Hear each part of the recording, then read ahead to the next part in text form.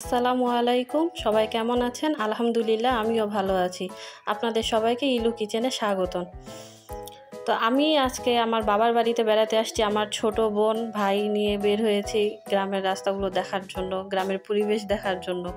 তো বাবার বাড়িতে বেড়াতে এসেই তো বের হয়েছি সবাই মিলে। তো যেতে যেতে একটা সামনে অনেক বড় সুপারির বাগান। তো এটা কিন্তু আমার চাচাতো ভাইয়ের সুপারি বাগানটা। তো এখানে সুপারি বাগান দেখে আমরা আবার হাঁটতে শুরু করছি। ক্ষেতের আল দিয়ে হাঁটতেছি, ক্ষেতের মাঝখান দিয়ে রাস্তা যাচ্ছি। আমার ভাগ্নি, মেয়ে, তারপরে আমার বোন, ভাই সবাই মিলে যাচ্ছি। আর দুই পাশে তো দেখতে দেখতে যাচ্ছি, দুই পাশে প্রচুর ধান ক্ষেত, অনেক।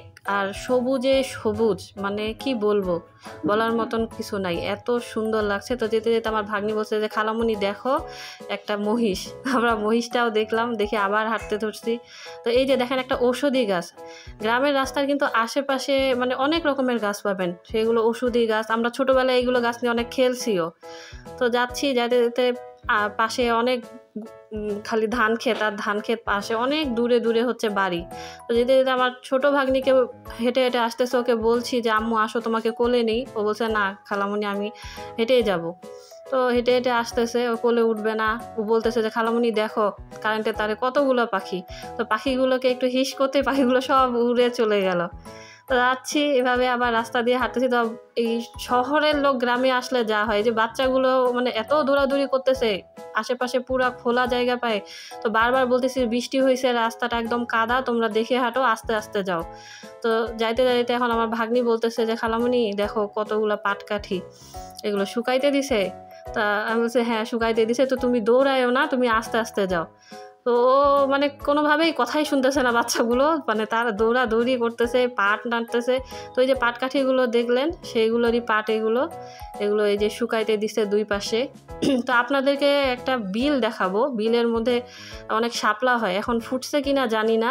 তো আমরা ওই বিল দেখার জন্যই যাচ্ছি। তো বিলের আশেপাশে এগুলো বাড়ি। তো এই যে সেই বিলে চলে আসছি, কিন্তু এখানে এসে মনটা একদম খারাপ হয়ে গেল যে একটা শাপলা ফুলও দেখতে পেলাম না। তার মনে হয় এই যে পাটগুলো ধুইছে, এখানে ভিজায় রাখছিল পাটগুলো, সম্ভবত এই কারণে শাপলা ফুলগুলো সব নষ্ট হয়ে গেছে।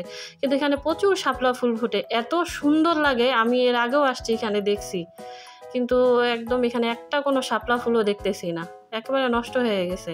তো আমার ছোট ভাই মাছ ধরার জন্য ছিপ ফেলছে, আমি বললাম যে একটু উঠা তো দেখি মাছ ধরছে নাকি। তো দেখলাম যে না, কোনো মাছ ধরেন নাই। তো বিলের মধ্যে কিন্তু মাছ ধরাও খুব কঠিন, সহজে কিন্তু মাছ উঠে না। তো ওই যে দূরে আরেক ভাই হচ্ছে পাট ধুচ্ছে, এই পাট ধোয়ার কারণে সম্ভবত এইখানে শাপলা ফুলগুলো নষ্ট হয়ে গেছে। তো যেতে যেতে রাস্তার মধ্যে দেখলাম যে কচু পাতা, কিছুক্ষণ আগে বৃষ্টি হয়েছে, বৃষ্টির পানি কচু পাতার মধ্যে। তো পাতাটা ধরে একটু ঝাঁকানাকা করে নেড়ে দিলাম, পানি পড়ে গেলে। তো বদমাশি করতে করতেই রাস্তা দিয়ে হাঁটছি। ওই যে দেখেন একটা মাটির ঘর। তো গ্রামে আসলেই কিন্তু মাটির ঘর দেখতে পাবেন, এখন সচরাচর কিন্তু মাটির ঘর আর দেখা যায় না।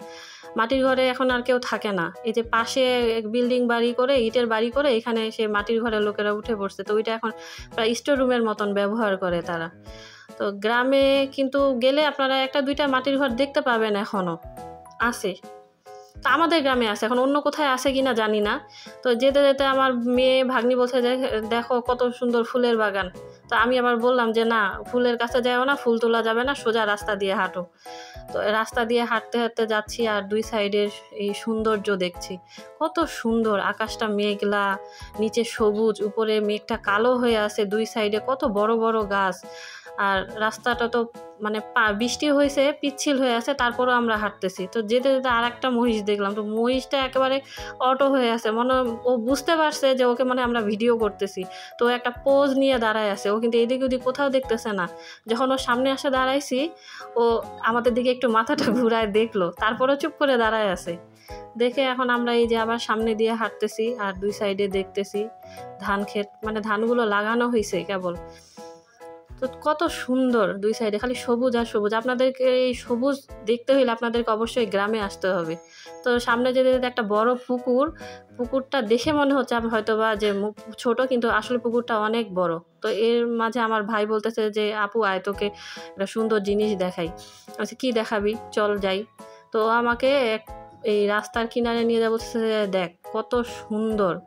তো আসলেই কত সুন্দর, আমি বলে বোঝাতে পারবো না যে যত দূর চোখ যায় শুধু জমি আর জমি, মানে কোনো বাড়ি ঘর নাই। আপনাদেরকে ক্যামেরাটা জুম করে দেখাইলাম যে কত দূরে গাছপালাগুলো দেখা যাচ্ছে, যে মানে আশেপাশে কোনো বাড়িঘর দেখা যায় না, জমির উপর জমি। তো আমরা শাহী কান্দর বলে একটা জায়গায় আসছি, ও আমাকে নিয়ে আসছে, কোথা আপুইতে দেখ।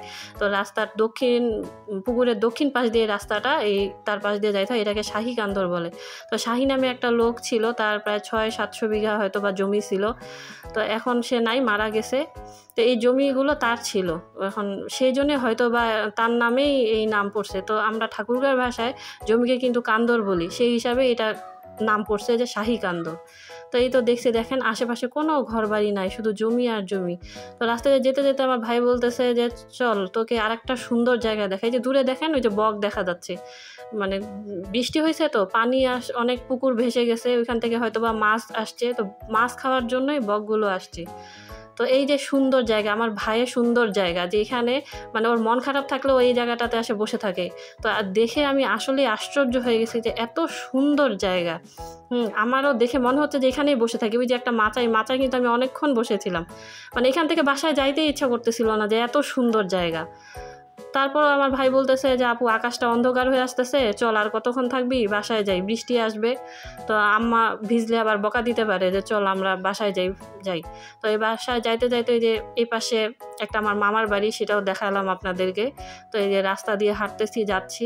তো আমার ভিডিওটি কেমন লাগলো আপনারা জানাবেন। ভিডিওটি ভালো লাগলে লাইক, কমেন্ট, শেয়ার করবেন, আর অবশ্যই সাবস্ক্রাইব করে পাশে থাকা বেল আইকনটি বাজিয়ে দেবেন। আল্লাহ হাফেজ।